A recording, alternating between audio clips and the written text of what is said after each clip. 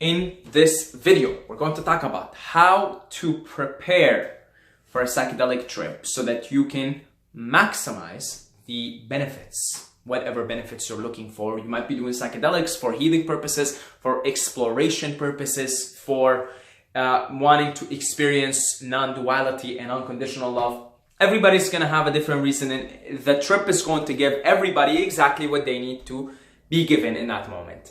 However, to maximize those benefits and to minimize the potential possibility of things going south, of having a quote-unquote bad trip, then it is of critical importance to take your precautions and take your preparations very seriously. You don't hear me say the word seriously in my videos too often.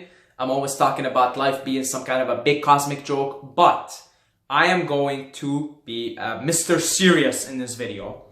And I'm here to tell you to be Mr. and Miss Serious. Okay? So, I'm going to try and hold this frown the whole video. So, the way you prepare for psychedelics. Okay, no, I can't do that. I can't hold that. Not my act. So, alright. I'm going to tell you how I prepare for psychedelic trips. Okay? And it starts off with physical preparation. So I make sure a week ahead of basically, you know, doing, let's say today is Saturday and I'm going to do psychedelics. I've already planned it and I'm going to do it next Saturday. Then a week from advance from the big trip, I'm going to make sure that every single thing that I ingest, that I put into my body in terms of food, is clean, it is healthy, it is nutritious, and it's adding to my life force. Okay? So I like to eat lots of fruits, making my way up to that 1 week. Okay? But you make sure you eat as healthy as you can possibly eat, because you want to increase your life force. You want to increase your energy. You want to be in a better state physiologically, because your physiology, your mental health cannot really be separated. This is a problem of the Western rational mind that wants to put everything into boxes. So we think the mind is separate from the body. That is not the case. There is nothing separate. It's all one thing, okay? Maybe that's why you want to do psychedelics. You want to experience the oneness. Okay. So that's why it's important to take care of your physiology. So I would really eat clean. No junk food, no Big Macs, okay? No candy bars, nothing like that. Nothing that's going to interfere with an optimal physiological state, okay? The second thing I would do, and I'm just telling you what I do here, okay? There's other ways, but I'm telling you what I do here. I would do intermittent fasting at least a week in advance. So meaning I would only eat for 8 hours and not eat for 16. Even better if you can just eat once a day. If you can eat once a day leading up to your trip. And the reason for it is within 24 hours. If you do a 24-hour fast, so if you're eating once a day, just for that 1 week leading up, growth hormone, which is a vital hormone that fixes a lot of the issues in your body and helps you build muscle, and it's usually secreted in your sleep, right? So your growth hormone, if you do a 24-hour fast, are elevated by up to 300%. So there's going to be a lot of physiological healing happening leading up to the trip if you're just eating once a day.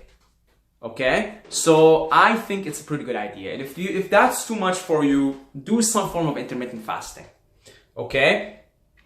Because it's going to heal some of your issues. If you're eating really clean leading up to the trip, and if you are also doing the intermittent fasting, or even better, if you think you're okay with it, eat once a day, again, you're going to increase the chances of you having a good, solid, beneficial trip. Okay? So, that's number 2. And number 3, get your sleep. Get your sleep. don't do psychedelics if you've only got like 2 hours of sleep, or even like 4 or 5 hours. No.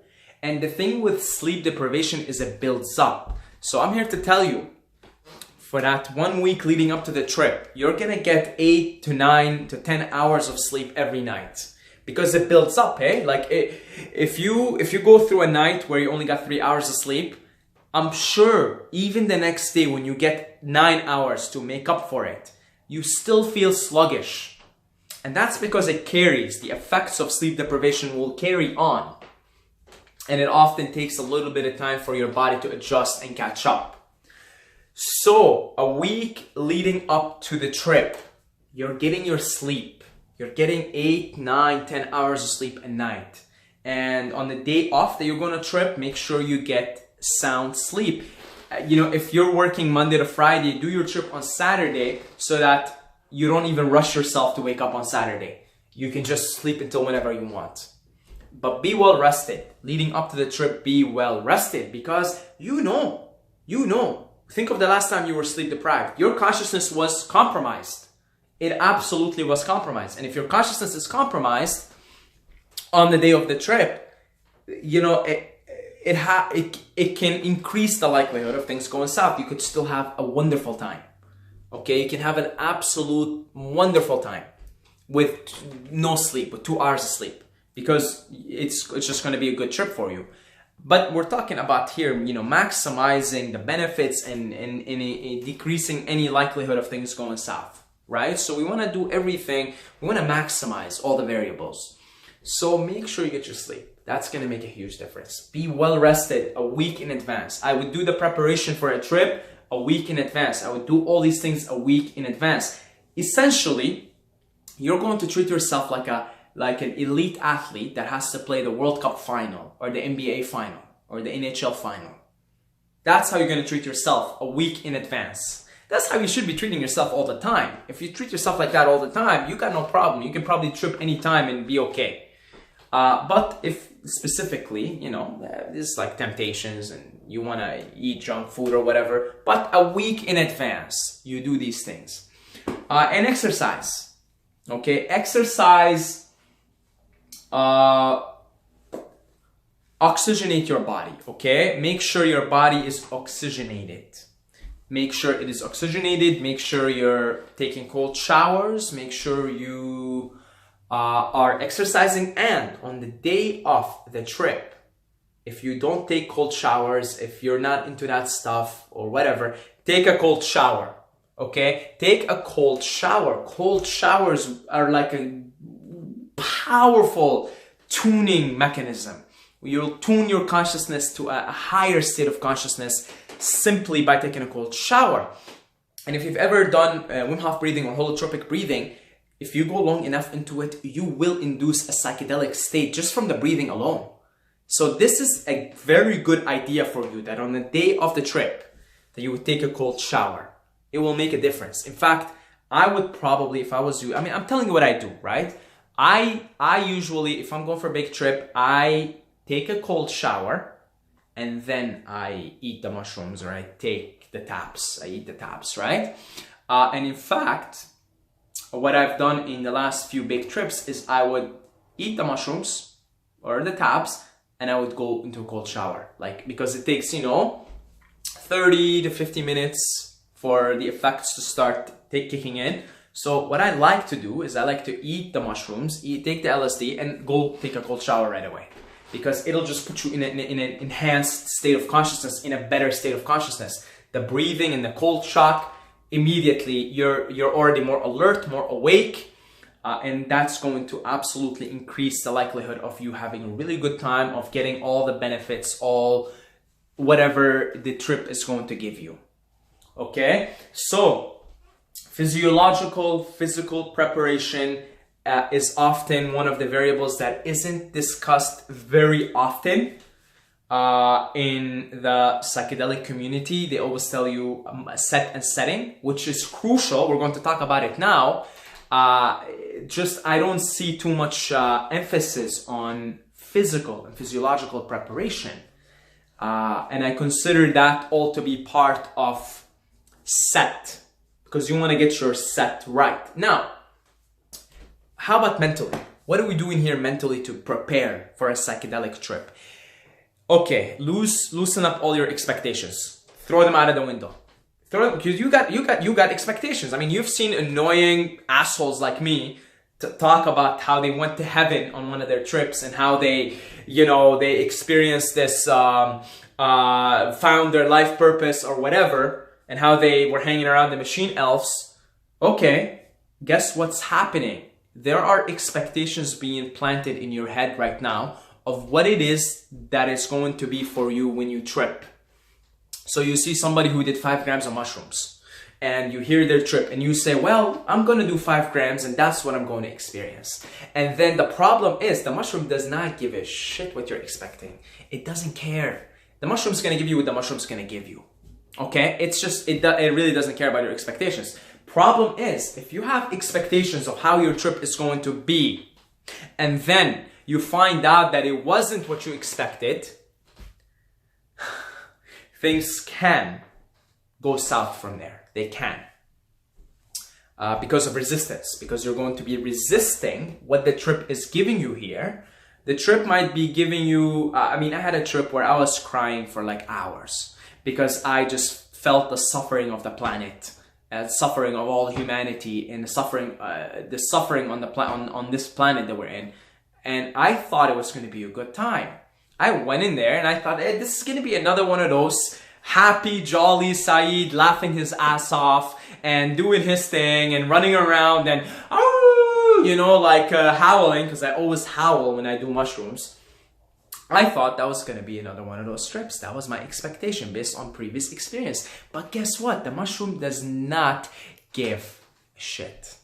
Doesn't care what your expectations are. The mushroom needed to give me a dose of compassion in the form of an instantaneous empathic feeling of the suffering of the planet.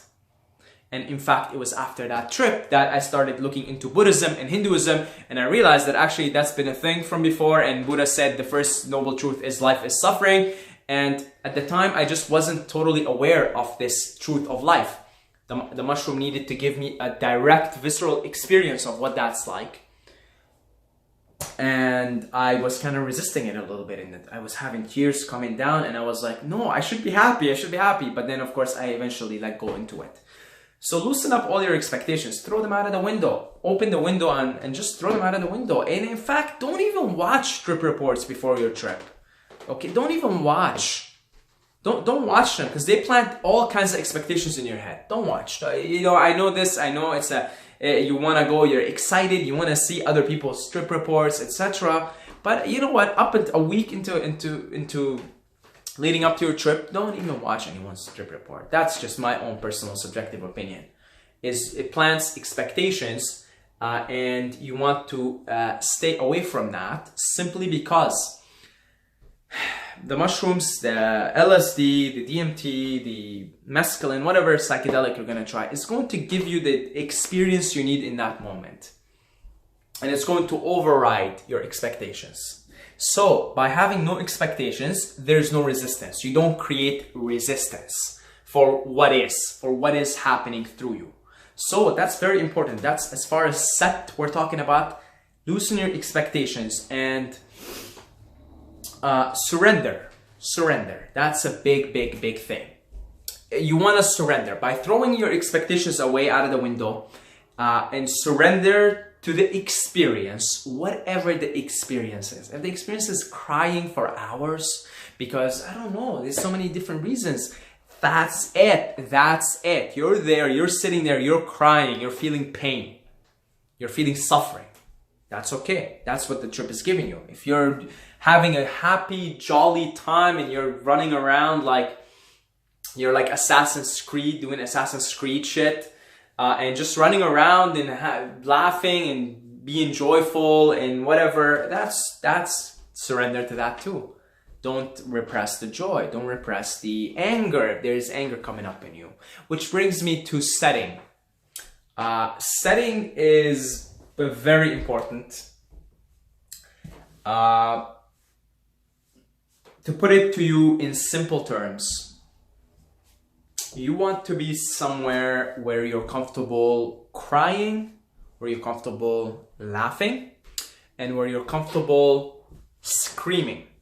Those are the three primary emotions that usually tend to happen on psychedelics. Is either uncontrollable laughter, that's also known as the cosmic giggle, or a river, an ocean of tears. It could be over your previous breakup, it could be over the suffering of the planet, it could be over somebody recently in your life died and you haven't done enough grieving, and boom, you're crying. And then it could be screaming. There could be some anger there that is repressed and you need to scream it out and let it out. And that's also known as demons, right? Where, you know, people go into the demons. They say like he's possessed by demons. No, those are just old karma running off, old emotions that need to be expressed, in fact, for this to go off. Other things that could happen is the first time I recognized that humming is such a thing. The first time I recognized that was because I did mushrooms and I was out in the woods and I started humming. I started humming. So things that could happen is humming and then throat singing, like glossalia or whatever it's called.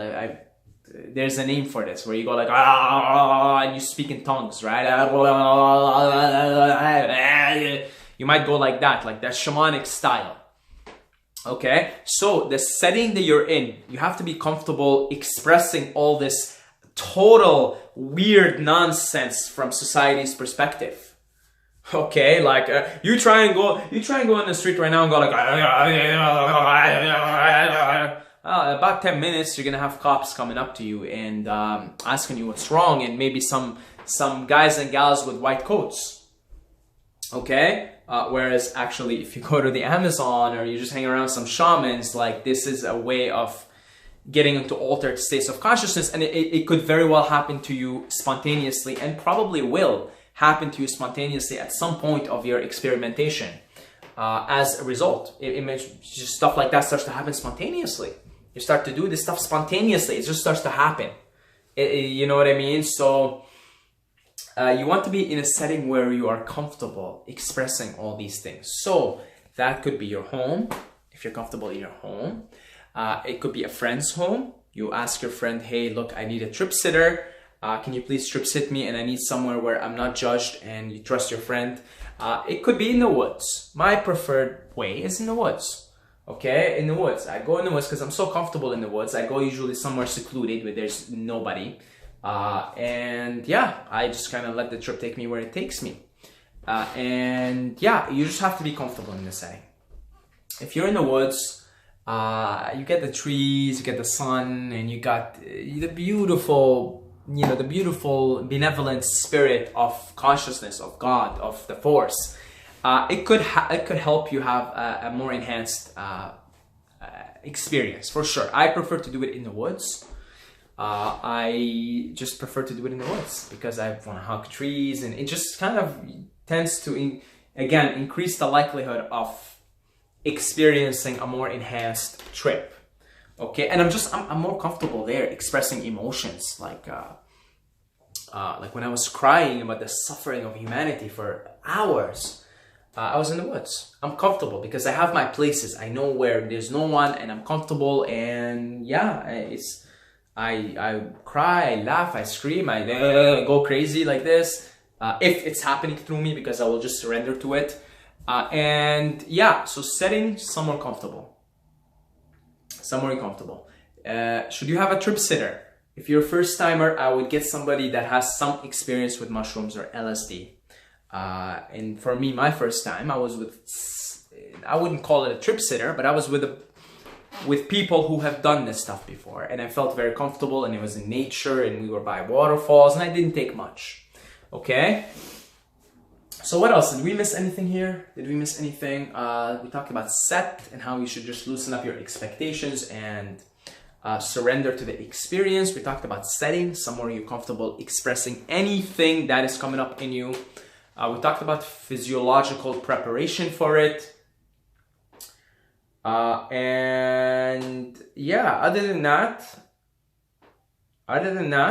make sure you seriously take these precautions. And once you've done all this, then that's it. You just go into it. Whatever happens, happens. Just go into it. Another thing, if you could meditate as the trip is coming up on you, I would highly, I would highly encourage that. If you could do something like take the mushrooms, take the LSD straight up into a cold shower before it kicks in. Okay, so right before it kicks in, if it takes 30 minutes to 50 minutes, go in, take a cold shower, and then meditate. And if the trip comes up on you while you're meditating, then again, you're already in a meditative state. And that's really where you're already in a more enhanced state of consciousness. Okay? The other thing, I would do it on an empty stomach as well. Okay? Just kicks in faster, more enhanced. You don't actually need to take as much. Okay? If you do 5 grams of mushrooms after a meal versus 5 grams of mushrooms on an empty stomach that hasn't had any food for 20 hours, yeah, that's going to be a totally different experience. And I'm telling you, it actually will be a totally different experience. Okay? It will be. It will be like, this is why all the mystics, they fast. They fast, and in all the sacred shamanic rituals where they take psychedelics and see where it goes, they usually do intense fasting. Sometimes they'll do 5-day fast, and then they'll either take mushrooms or drink ayahuasca or whatever. Okay, a huge difference. So that's another thing. I would fast on the day off, because you won't need to take as much. B, it'll really hit you. It'll really hit you, because at that point, not only are you in a clearer, more enhanced state of consciousness, you're also less attached to worldly things like the food. So again, you're more primed for things that are out of this world, if you will. Okay? That's where I'll finish off the video. Best of luck. Take your precautions seriously, and go and do more research on this. And I wish you the best of luck. And that's about it. If you're interested in all the stuff that I talk about in these videos, all this enlightenment nonsense that I'm ranting about, I wrote a report called 7 Pillars of Enlightenment. It's for free. It's 11 pages. You can download it down below in the description, and I will leave a link for it in the comments as well. Good luck. Good luck. Don't be scared. And if you're a little scared, it's okay. It's normal to be nervous. Until next time, may the force be with you.